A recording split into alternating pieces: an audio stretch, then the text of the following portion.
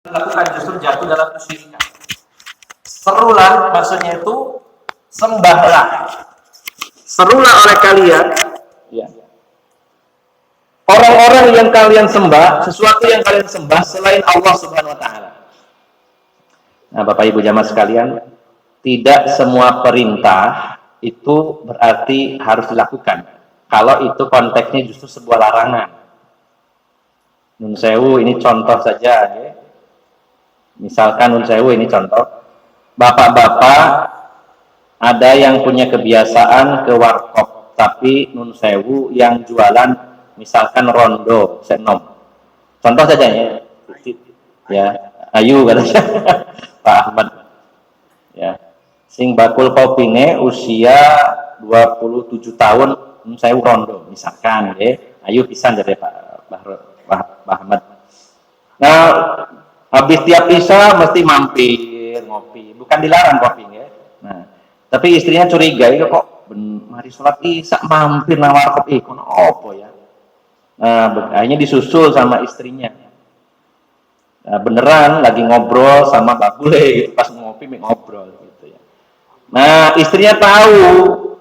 Nah, di situ karena marah, istrinya ngomong, "Ayo terus no." Nah, kira-kira diterusin apa boten? Ayo terus no. Nah, ala terus no rame gegeran ini. Nah, ini bukan perintah yang harus dilaksanakan. Maksudnya itu sebenarnya larangan itu. Oh, jadi terus no Pak, nang mulai. Tapi kalimatnya ayo terus no. Nah, ini jangan salah paham, jangan diterus-terus. Nah, itu namanya ngelamar dia. Yeah. Sama ibu-ibu sama putranya. Ibu-ibu punya putra yang laki-laki usianya SMP kelas 1 tapi hobinya penean di pohon-pohon naik. Sudah sering dengan saya tuh ajak penean anak kok tiba tapi tidak diturut terus saya bangun penean. Akhirnya ibu-ibu datangin pas anaknya di atas pohon, ayo terus no tambah dukur mana lo ya. Arek sing lama ditambahin nang kucu Pak gitu. Nah, itu perintah, tapi maknanya bukan harus dilakukan, gitu. Justru larangan. Nah, di sini Allah nantang, sembahlah, serulah mereka itu yang kamu sembah selain Allah. Tapi di belakangnya Allah jelaskan, mereka itu loh yang kalian sembah, tidak punya kewenangan, kekuasaan di langit maupun di bumi, walaupun sebesar biji sawi. Dan mereka juga tidak punya andil dalam penciptaan langit dan bumi, dan mereka tidak dibutuhkan oleh Allah dalam masalah ini, dalam penciptaan langit dan bumi ini. Nah, ini ayat yang ke-22. Tapi yang di kitab ini di ayat 23-nya. Ini lebih detail lagi. Wala tanfa'us syafa'atu 'indahu illa liman adzinalah. Dan syafaat atau pertolongan di sisinya hanya berguna bagi orang-orang yang mendapat izinnya. Ini bahas tentang syafaat, insya Allah babnya setelah ini. Ya. Kita tidak fokus dulu di situ, supaya step by step, sedikit demi sedikit, satu persatu. Nah. Tapi di sini disampaikan ayatnya, dan syafaat, pertolongan di sisinya hanya berguna bagi orang-orang yang mendapatkan izin dari Allah Subhanahu Wa Taala. Nah, poinnya di kitab ini yang dibahas adalah kalimat ini. Hatta idza fuzzi'a an qulubihim qalu madza qala rabbukum qalu al-haqqa wa huwal aliyyul kabir. Firman Allah dalam surat Saba surat 34 ayat 23. Sehingga ketika dihilangkan rasa takut dari hati mereka, maka mereka mengatakan apa yang telah difirmankan oleh Tuhan kalian. Maka dijawab oleh mereka, yaitu kebenaran, perkataan yang benar, dan Dia Allah Maha Tinggi, lagi Maha Agung, lagi Maha Besar. Gitu ya. Nah, ini tentu masih tanda tanya, ini yang dimaksud mereka itu siapa, kemudian dalam hal apa, kejadiannya seperti apa. Dan ini tujuannya penulis mencantumkan ayat ini maksudnya bagaimana. Nah, ini yang kita bahas. Tidak terlalu melebar. Jadi fokusnya adalah sebenarnya ini kejadiannya seperti apa? Mereka yang di sini itu dimaksud siapa? Ketika dihilangkan rasa takut dari hati mereka, lalu mereka bertanya, apa yang difirmankan Tuhan kalian? Lalu dijawab perkataan yang benar. dan Dia Allah Maha Tinggi lagi Maha Besar. Nah, Bapak Ibu jamaah sekalian yang dimuliakan Allah Subhanahu wa taala. Tafsir Al-Qur'an yang terbaik sebagaimana dijelaskan oleh Imam Ibnu Katsir dalam muqaddimah tafsirnya, bahwa tafsir yang terbaik yang pertama adalah tafsirul ayah bil ayah. Menafsirkan ayat Al-Qur'an dengan ayat yang lainnya. Ini metode para ulama ahli tafsir. Yang pertama dicari ayat ini maksudnya apa, masih global, cari ayat yang lebih spesifik, yang lebih detail, menjabarkan ayat sebelumnya. Dan ini banyak tersebar di dalam Al-Quran. Yang paling gampang, kalau ada kalimat wama adraka, misalkan al-qari'ah, mal qari'ah, wama adraka mal qari'ah. Al-qari'ah, apa itu al-qari'ah? Tahukah kamu apa al-qari'ah? Nah, maka tafsirnya di berikutnya, yauma yakunun nasu kal farashil mabsus wa takunul jibalu kal ihnil manfus, dan seterusnya. Ini adalah contoh tafsir ayat dengan ayat. Kemudian contoh lain misalkan ketika Allah berfirman, alladzina amanu wa lam yalbisu imanahum bizulmin ulaika lahumul amnu wa hum muhtadun. Orang-orang yang beriman dan tidak mencampur iman mereka dengan kezaliman, mereka mendapatkan keamanan di akhirat dari azab Allah, dan di dunia mendapatkan petunjuk. Siapa orang yang beriman, imannya bersih, tidak tercampur dengan kezaliman. Nah, di sini butuh tafsir. Kezaliman itu apa? Maka dalam surat yang lain, surat Luqman, innasyirka la zulmun azim. Sesungguhnya kesyirikan adalah kezaliman yang besar. Jadi orang yang aman di akhirat dan di dunia dapat hidayah adalah yang bertauhid, beriman, dan tidak dicampur tauhid atau imannya dengan kezaliman, yaitu kesyirikan. Ini contoh. Maka tafsir yang terbaik adalah tafsir ayat dengan ayat. Yang kedua, tafsir ayat bil hadis sahih. Menafsirkan ayat Al-Quran dengan hadis yang sahih. Artinya Rasulullah sendiri yang menjelaskan. Nah, ayat tadi yang berbunyi sehingga ketika hati mereka itu dihilangkan dari rasa takut, mereka bertanya, apa yang difirmankan Tuhan kalian? Maka dijawab oleh mereka, al-haqqa, yaitu perkataan yang benar, wa huwal aliyul kabir, dan Allah Maha Tinggi lagi Maha Besar. Nah, tafsirnya bagaimana? Di dalam hadis Bukhari dari Abu Hurairah, ini agak cukup panjang, saya bacakan hadisnya, penjelasan dari ayat tadi, dan nanti kita ambil kesimpulannya apa. Wa fis sahih, yang dimaksud adalah dalam Sahih Bukhari dari Abu Hurairah radhiyallahu anhu, anin Nabi sallallahu alaihi wasallam, dari Nabi sallallahu alaihi wasallam, beliau bersabda, idza qadallahu al-amra fis sama, apabila Allah Subhanahu wa taala memutuskan suatu perkara di atas langit. Jadi Allah itu di mana, Pak? Ini hadisnya Rasulullah, fis sama, di atas langit itu, di langit yang di atasnya paling tinggi ada arasy Allah Subhanahu wa taala. Sebenarnya banyak dalil tentang ini. Di dalam Al-Quran ada 7 ayat yang menjelaskan tentang Allah di atas arasy.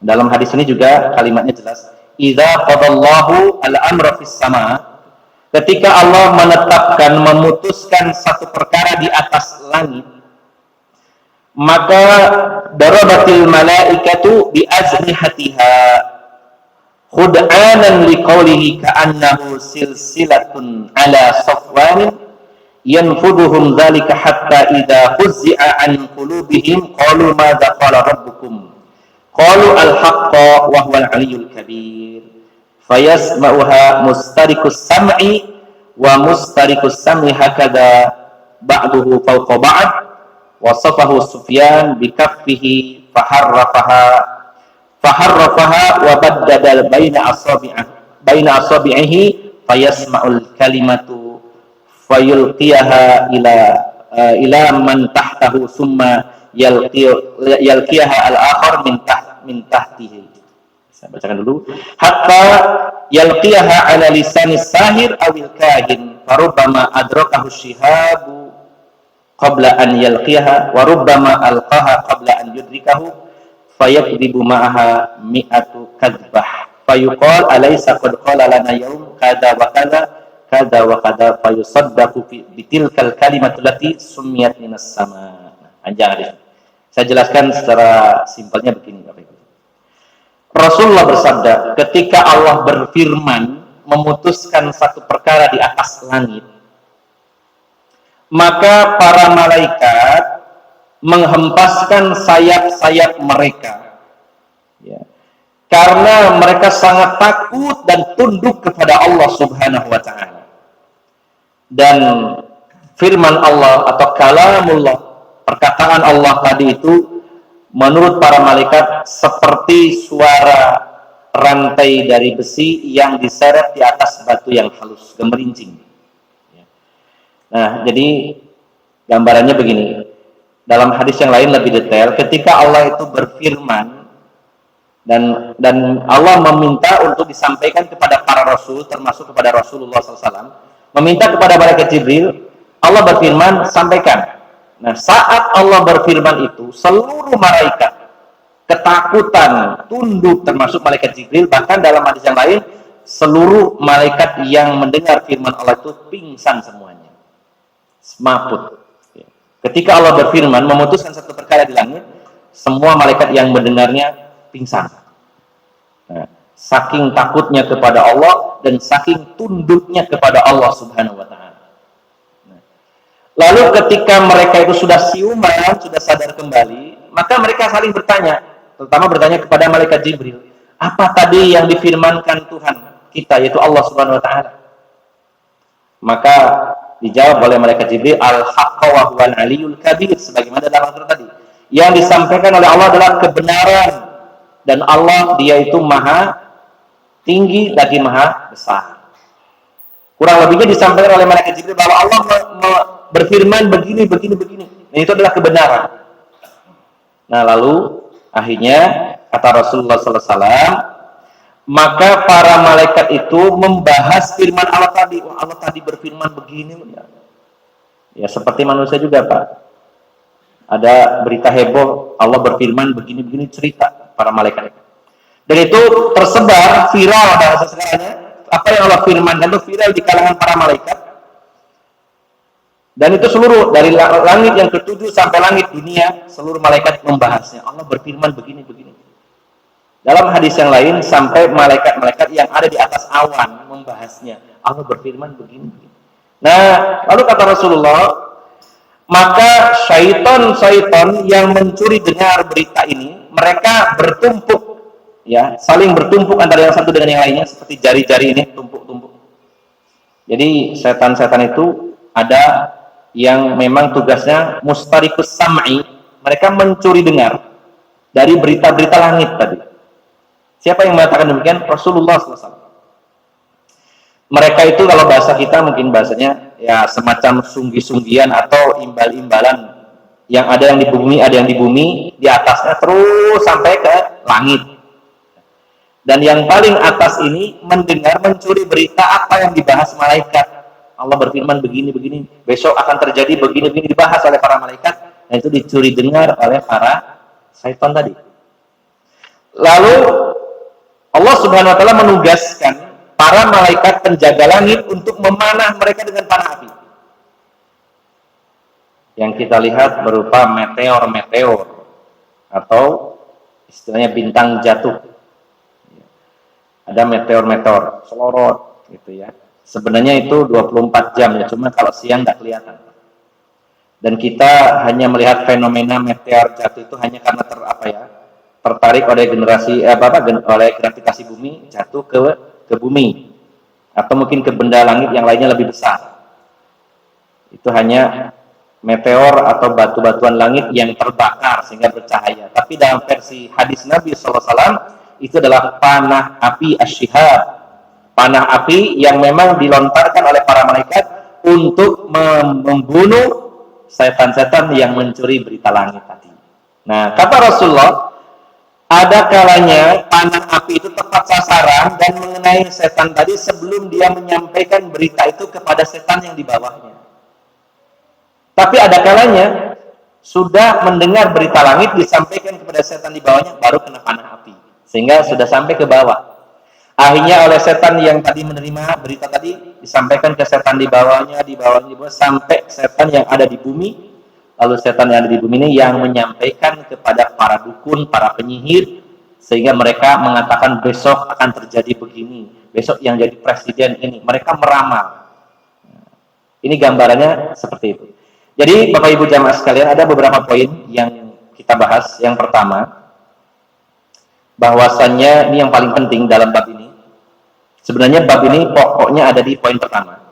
Yang pertama, bahwa bentuk kesyirikan itu bukan hanya menyembah berhala berupa patung, berupa batu, berupa pohon, gerumbul, atau berupa nyiroro kidul atau sing baurokso apapun. Dan juga kesyirikan bukan hanya menyembah atau menuhankan para nabi, tapi sangat mungkin orang-orang menuhankan para malaikat. Entah dengan istilah malaikat atau dewa-dewa. Maka di antara manusia ada yang menuhankan para malaikat-malaikat Allah Subhanahu wa taala. Nah, padahal dalam ayat tadi, malaikat itu tidak punya andil, tidak punya kewenangan di alam semesta ini walaupun sebesar biji sawi. Bahkan, nah detailnya di ayat 23 tadi surat Saba, bahkan sekedar mendengar firman Allah saja para malaikat pingsan. Lalu bagaimana akan menyembah makhluk yang mendengar firman Tuhan saja pingsan? Jadi jangan dikira Bapak Ibu jamaah sekalian kita menganggap bahwa bukan kita meremehkan, tidak. Tentu para malaikat adalah makhluk-makhluk yang mulia. Malaikat ini makhluk yang tidak dibekali nafsu oleh Allah Subhanahu wa taala, tidak ada syahwat, hanya akal saja. Dan malaikat itu makhluk yang sangat taat kepada Allah. Ya, tidak ada yang bermaksiat sama sekali kepada Allah Subhanahu wa taala. Jadi makhluk yang paling taat itu malaikat. Tidak pernah dia itu mangkir atau menyalahi perintah Allah Subhanahu wa taala. Allah nyatakan la ya'sunallaha ma amarahum wa yaf'aluna ma yu'marun. Sifat malaikat itu adalah mereka tidak pernah durhaka, tidak pernah membantah, tidak pernah membangkang kepada Allah, dan selalu melakukan apa yang Allah perintahkan. Kita tidak pernah dengar riwayat malaikat pencatat amal itu absen, tidak ada. Ya. Hari ini nggak nyatet saya rodok sibuk iki penggawean liane ceperan nggak ada. Saya nggak jogo saya rodok ngantuk kudu ngopi, nggak ada ceritanya. Oke. Makanya disebut raqibun atid, ini dua sifat sebenarnya. Walaupun sebagian orang mengatakan ini nama malaikat, tapi sebenarnya dalam Al-Quran Allah menyatakan ma yalfidu min qawlin illa ladaihi raqibun atid. Tidak ada satupun perkataan yang keluar dari mulut kita kecuali semuanya dicatat oleh dua malaikat raqib yang selalu hadir 24 jam, tidak pernah absen, dan atid selalu mencatat, tidak pernah sama sekali mangkir. Jadi sifat malaikat ini adalah selalu hadir dan selalu mengawasi. Selalu hadir, raqib, dan selalu mengawasi. Nah, maka Bapak Ibu jamaah sekalian, bukan kita meremehkan para malaikat. Sama seperti pembahasan tadi, bukan tentunya merendahkan Rasulullah, tidak. Kita sangat mencintai, memuliakan, tetapi beliau tetap manusia. Begitu juga malaikat, mereka adalah makhluk-makhluk yang mulia, tidak pernah bermaksiat kepada Allah, tapi juga bukan menuhankan malaikat. Sehebat apapun malaikat, tetap dia makhluk Allah Subhanahu wa taala. Kita tahu Bapak Ibu jamaah sekalian, malaikat yang paling kuat adalah malaikat sinten Bapak Ibu? Malaikat Jibril. Beliau adalah sayyidul malaikat, pemimpinnya para malaikat. Yang Allah sebutkan dalam Al-Quran, zi quwwatin, memiliki kekuatan yang luar biasa. Malaikat Jibril itu sangat kuat. Zi quwwatin inda dzil arsy makin. Muta'in thamma amin. Malaikat Jibril itu adalah zi quwwah, yang memiliki kekuatan yang sangat dahsyat. Dan juga sangat ditaati oleh malaikat-malaikat yang lain, namanya juga pemimpin. Dan malaikat Jibril itu sangat besar. Kalau Ustaz katakan besar, pernah ketemu? Tidak pernah. Tapi Rasulullah menceritakannya demikian. Ketika Rasulullah berjalan di gurun pasir, di awal-awal menerima wahyu. Setelah menerima wahyu pertama, kemudian Selang beberapa waktu beliau sedang berjalan di gurun pasir, di padang pasir. Lalu beliau mendengar suara dari langit dan beliau noleh ke belakang. Maka beliau melihat malaikat Jibril dalam wujud asli, di mana kursinya yang diduduki malaikat Jibril itu besarnya antara langit dan bumi, besar sekali. Jadi malaikat Jibril itu besar sekali dan memiliki 600 sayap. Dalam hadis Nabi memiliki 600 sayap. Nggak cukup 2 sayapnya. 600 sayap. Karena sayap nggak selalu 2 ya Pak. Hanya kan kita bayangannya burung sayapnya cuma 2. Nah, pesawat aja sayapnya ada beberapa ya. Malaikat Jibril sayapnya 600 kata Rasulullah. Sangat kuat, terpercaya, ditaati seluruh malaikat, sangat besar ukurannya dan memiliki 600 sayap. Tapi beliau sangat tunduk kepada Allah Subhanahu wa taala, patuh sekali. Ya. Padahal kuat. Nah, manusia ini kecil baru ikut fitness awake gede titik wis sombong. Nah, karuan ya. Kadang kita ingat iya ya malaikat Jibril itu gede tapi nggak tunduk ya, nggak pernah sombong. Manusia wis cuwilik. Peteta. Nah, kita kadang seperti itu Bapak Ibu jamaah sekalian, ya Allah. Ya. Nah, malaikat itu bukan berarti kita meremehkan. Tentu kita memuliakan para malaikat, mereka makhluk yang taat kepada Allah, apalagi malaikat-malaikat yang disebutkan oleh Allah Subhanahu wa taala dan Rasulullah, termasuk terutama malaikat Jibril. Tapi mereka juga makhluk Allah seperti kita.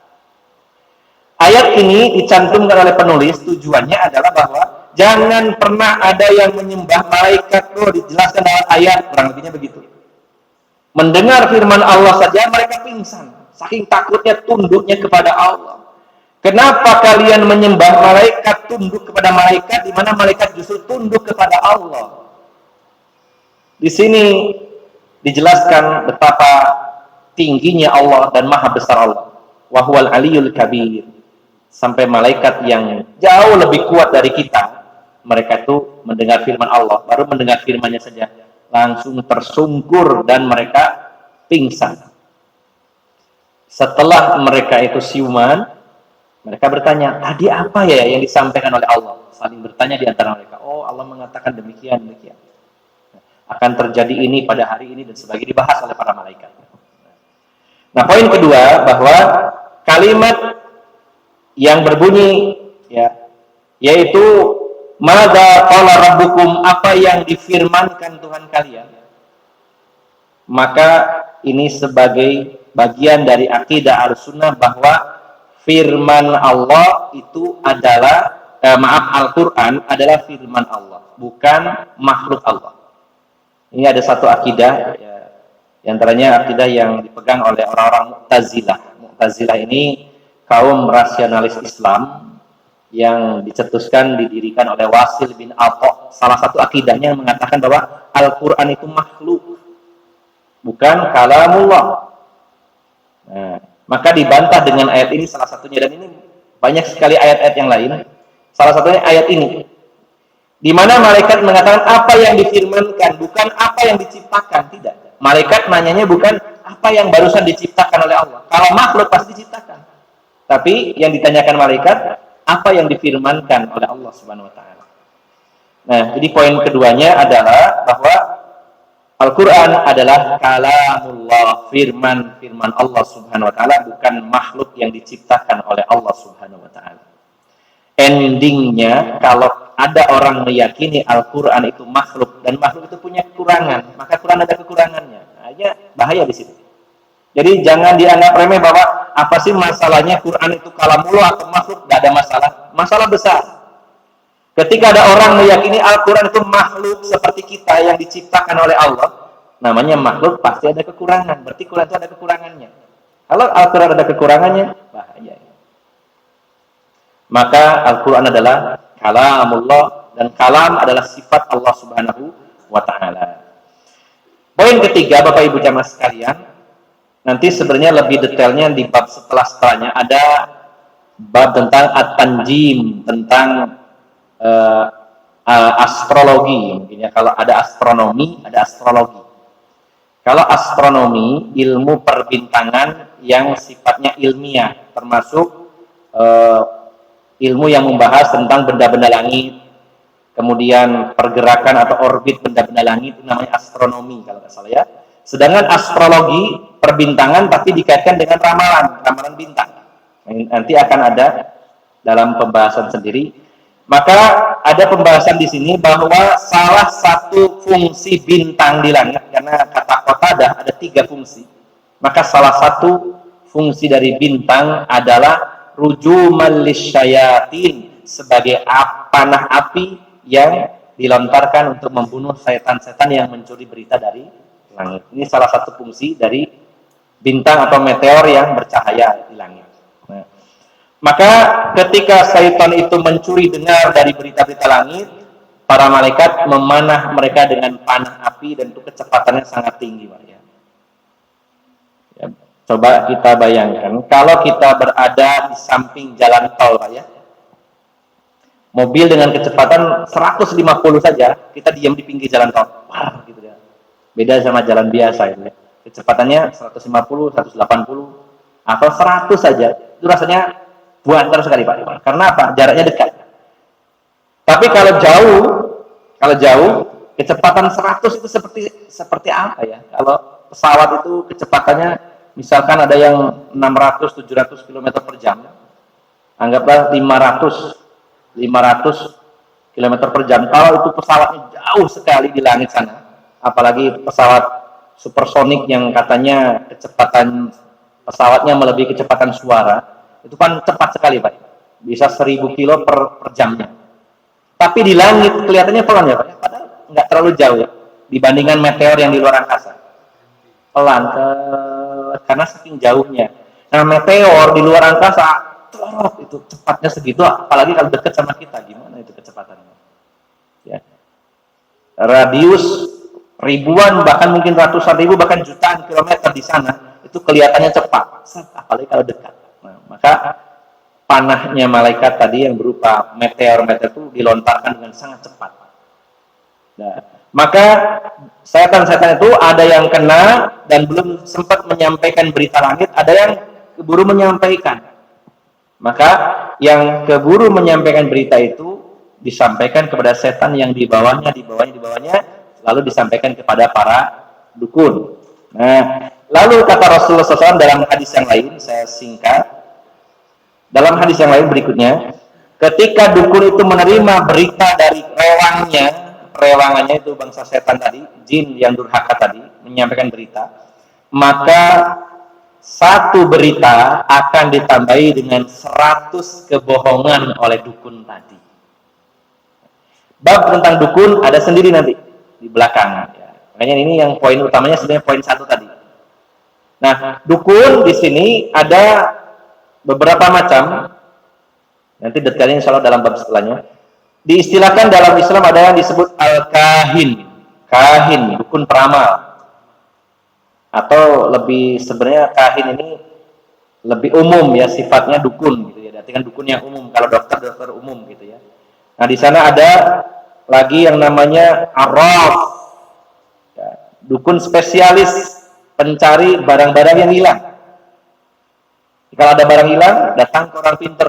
Namanya orang pinter, tapi dalam bahasa Islam arraf. Mbah, nun sewu kula kelangan bojo. Misalkan contoh nggih, jenengan padosi Mbah tengku di bojo kula niku. Akhirnya di jaren dukune sek kula mlebu kamar. Ya, mlebu kamar terus keluar ngomong bojone sampean ana nang warkop sing mang iku lho. Balik mana nang warkop ya. Ini contoh ya. Ini namanya araf. Ada barang hilang, mobil hilang, motor hilang, apa saja hilang, datang ke orang pintar ditanyakan, itu namanya araf. Dukun spesialis pencari barang hilang. Dan juga ada istilah lain as-sahir, dukun penyihir. Ya. Penyihir di sini banyak jenisnya sihir itu. Ada sihir kanuragan, mbah dukun yang mengajarkan ilmu kesaktian. Jadi orang yang belajar menimba ilmunya dan disuruh memenuhi ritual-ritual, syarat-syarat, akhirnya jadi saktri mandraguno. Diberi pusaka dan lain-lainnya. Itu adalah sahir, dukun penyihir. Dan ini jenisnya sihir kanuragan. Nah, ada juga sihir yang namanya sorf, memisahkan dua orang yang saling mencintai, dipisah suami istri supaya bubar. Nah, itu disihir. Saya pernah meruqyah sepasang suami istri, terutama istrinya, padahal seorang ustazah ngajar agama, tapi disihir, dipisahkan dengan suaminya, dan itu lama, dari mulai maghrib sampai jam 11 malam itu enggak kelar-kelar. Sudah saya anggap selesai, ya enggak mau jinnya, lanjut terus sampai disusul oleh keluarganya pakai mobil ke rumah saya. Nanti kalau ingin lebih detail lagi masalah ruqyah dan lainnya, ada Ustadz Farid di belakang itu, bisa konsultasi dekat dari sini ya. Di mana rumahnya? Lupa saya. Ingas Rembyong, ya, Ingas Rembyong. Dia juga biasa meruqyah. Nah, nanti ada bab tersendiri tentang ruqyah ya. Ini jenis-jenis dukun ya, Bapak Ibu jamaah sekalian. Maka yang paling populer, yang umum adalah kahin. Dukun begitu saja. Tapi biasanya kahin adalah dukun yang meramal-meramal tadi. Nah, maka dukun itu banyak kemungkinan. Yang pertama, bisa jadi dia dukun beneran. Bukan dukun bener, maksudnya dalam arti dukun semuanya nggak bener ya, tapi dukun beneran, bukan pura-pura dukun. Dukun asli, ya, di mana dia bekerja sama dengan bangsa jin, dengan syaitan untuk memenuhi segala keinginannya, saling menguntungkan di antara mereka. Memang benar-benar dia sakti karena punya lewat dari bangsa jin. Nah, ini dukun yang sebenarnya. Tapi ada juga dukun, menurut saya bahasanya agak kasar, dukun gadungan. Sebenarnya dia nggak punya ilmu, nggak punya kesaktian, cuma dia pandai sulap, pandai mengelabui. Kalau ngomong meyakinkan, ya. Meyakinkan. Jadi tidak semua dukun itu beneran dukun, Bapak Ibu jamaah sekalian. Banyak juga sebenarnya, lebih banyak dukun-dukun yang aspal ya. Dan jadi dukun yang beneran juga memang butuh usaha, butuh perjuangan, butuh macam-macam lelaku yang dia lakukan. Nah, ada orang yang instan, pura-pura aja jadi dukun, padahal dia bukan dukun sebenarnya. Ya. Tapi dia tukang sulap. Ya. Kalau dukun beneran ada yang mempraktekkan sihir juga ada. Tapi dukun yang bohong-bohongan jauh lebih banyak. Nah, maka dua-duanya tetap ya salah, berada di dalam kesalahan, bahkan bisa terjatuh dalam kekufuran dan juga kesyirikan. Nah, maka Bapak Ibu jamaah sekalian, yang disampaikan Rasulullah dukun yang beneran, dia punya rewangan dari kalangan jin yang dimana di antara tugas mereka itu saling bahu-membahu mencari berita-berita dan mencurinya dari berita langit tadi. Disampaikan kepada dukun tersebut, lalu ditambah-tambahi oleh dukun. Ya. Maka banyak orang tertipu ketika ternyata yang disampaikan itu satu kali menyampaikan ternyata benar, terbukti. Wah, sakti ini orang ini. Padahal memang beneran dia mencuri berita dari langit. Itu hak benar dalam hadis Nabi bahwa ada dukun peramal yang meramal ternyata ya terjadi apa yang dia ramalkan. Bisa saja. Tapi kata Rasulullah, biasanya satu berita dipenuhi dengan 100 kebohongan, diimbui, ditambah-tambahi dukunnya dengan kata-kata yang meyakinkan, dan yang datang kepadanya juga mau mantap, yakin, apalagi terbukti. Ya.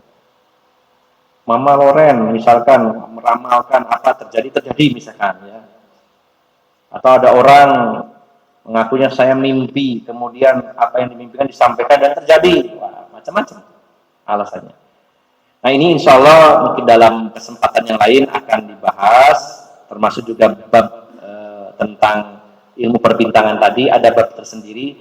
Namun poin dari bab yang kita bahas pada malam hari ini adalah bahwa di antara yang disembah oleh manusia bukan hanya patung, bukan hanya batu, bukan hanya pohon, bukan hanya jin, bukan hanya para nabi dan rasul, juga ada yang menyembah malaikat. Sementara Allah menjelaskan bahwa para malaikat itu sangat tunduk patuh kepada Allah Subhanahu wa taala dan tidak layak untuk disembah. Bahkan dijelaskan dalam hadis ketika Allah berfirman memutuskan satu perkara, bahkan mereka itu saking takutnya sampai mereka semuanya pingsan, dan ketika siuman mereka bertanya apa yang difirmankan oleh Allah Subhanahu wa taala tadi. dan itu didengar oleh bangsa syaitan tadi. Nah, jadi Bapak Ibu jamaah sekalian, sehebat apapun, sesuci apapun para malaikat, mereka adalah makhluk-makhluk Allah yang juga tidak memiliki kewenangan, tidak punya kekuatan, tidak punya kekuasaan, ya, kecuali atas izin dan pertolongan Allah Subhanahu wa Ta'ala, sebagaimana juga kita. Jadi Bapak Ibu jamaah sekalian, di alam semesta ini hanya ada dua, Al-Khaliq dan makhluk, sang pencipta dan makhluk yang diciptakan. Maka selain Al-Khaliq, semuanya adalah makhluk. Nah, Al-Khaliq di sini adalah Allah Subhanahu wa Ta'ala. Maka yang berhak menjadi sesembahan, berhak menjadi Tuhan, hanya satu-satunya, yaitu Allah Subhanahu wa Ta'ala. Siapapun selain Allah, sehebat apapun, sesuci apapun, mereka tetap makhluk yang tidak pantas, tidak layak untuk diibadahi dan disembah, walaupun mereka itu para nabi dan rasul, walaupun itu para malaikat. Jadi Bapak Ibu jamaah sekalian, kita berusaha menjaga kemurnian tauhid ini jangan sampai ternodai, terkotori gara-gara mengkultuskan yang berlebih-lebihan, sehingga menempatkan posisi makhluk menjadi seperti Al-Khaliq, seperti Allah Subhanahu wa Ta'ala. Kurang lebih bab ini membahas tentang ini. Mudah-mudahan bisa dipahami dan mudah-mudahan Allah memberikan bimbingan, pertolongan kepada kita agar kita bisa terus berupaya memurnikan tauhid kita kepada Allah Subhanahu wa Ta'ala. Demikian Bapak Ibu jamaah sekalian yang dimuliakan Allah Subhanahu wa Ta'ala. Insyaallah di sisa waktu bila ada pertanyaan atau diskusi, kami persilahkan, monggo kepada Abah Gagung, kami persilahkan. Terima kasih Ustaz, Bapak Ibu. Demikianlah penjelasan yang telah disampaikan oleh Ustaz. Seperti mana biasa, setelah kajian ini diberi kesempatan untuk menyampaikan pertanyaan atau mungkin melaporkan sesuatu yang barangkali dianggap syirik, terutama syirik-syirik yang sangat halus. Ya, bisa saja terjadi di tempat tinggal Bapak Ibu. Ini mungkin ada perilaku-perilaku yang kalau misalnya diragukan itu masih diragukan, dan kalau misalnya dilakukan itu sudah mengarah kepada kesyirikan, bisa dilaporkan ke Ustadz Hermanto Abu Rosan, ya, sehingga kita tidak terjerembab di dalamnya. Kesempatan pertama saya berikan kepada ibu-ibu dulu. Monggo ibu-ibu, ngapunten. Sing blopung diajar nih. Etan, wonten. Oh, ini baca ini. Sebetulnya sudah wonten kagungan kesempatan untuk bertanya, gitu. Cuma bek nih. Kajenge takon kok isin, nggih. Kajenge takon kok duka saged dititipkan kula. Kula niki sakniki buka penitipan. Tapi penitipan bertanya. Ibu aja monggo beri kesempatan untuk menyampaikan nggih.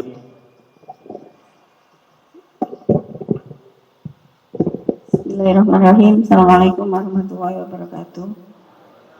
Waalaikumsalam warahmatullahi wabarakatuh. Yang pertama Ustadz mau nanya, tadi kan doanya kan berharap bisa bertemu dengan Allah gitu. Sebenarnya kita dapat melihat wajah Allah itu pada saat diserahkan kitab kepada kita, atau pada saat kita sudah nanti masuk surganya Allah gitu Ustaz. Karena saya pernah membaca, saya jadi bingung sebetulnya itu.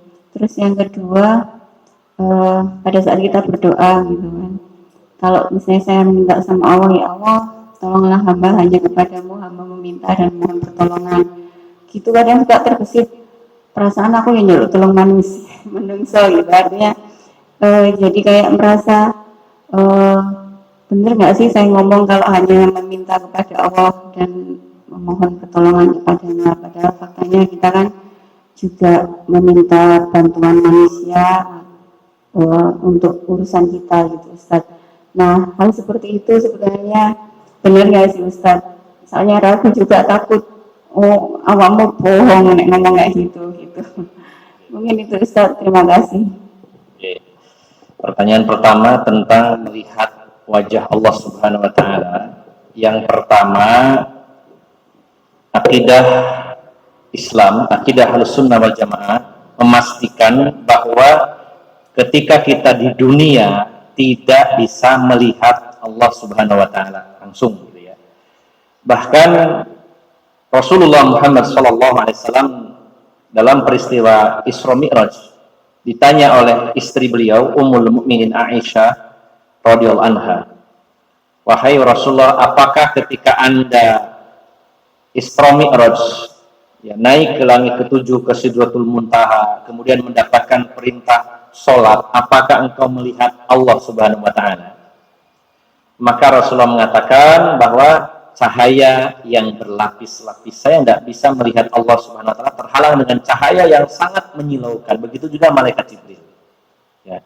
Saya tidak mampu melihatnya. Dan juga pernah Nabi Musa ketika berada di Bukit Tursina, beliau meminta kepada Allah, "Ya Allah, bukannya saya itu tidak percaya, wahai Allah, tapi untuk memantapkan hati saya ingin melihat engkau di dunia ini." Maka kata Allah, "Engkau tidak akan mampu, wahai Musa. Begini saja ya, aku akan menampakkan diriku, atau aku akan menampakkan sebagian cahaya diriku aku perlihatkan kepada gunung yang ada di hadapan kamu. Ya. Maka kamu lihat saja gunung itu."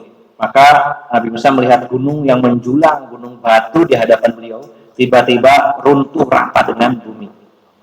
Ini sesuatu yang sangat mengejutkan ya, sampai Nabi Musa itu pingsan. Gunung yang dekat di hadapan beliau tiba-tiba gerak rata. Nah, itu belum melihat Allah, baru melihat sebagian cahaya Allah, gunung tidak mampu menahannya.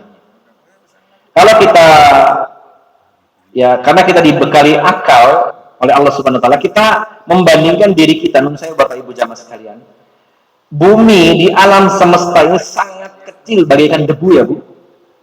Bagaikan debu, kecil sekali Pak. Ya. Kita lihat di susunan tata surya saja, dari yang menurut ilmu pengetahuan alam ya, dari 9 planet yang ada di tata surya kita dan ada matahari. Bumi ini salah satu bagiannya, dan itu di galaksi Bima Sakti, tata surya kita itu kecil banget.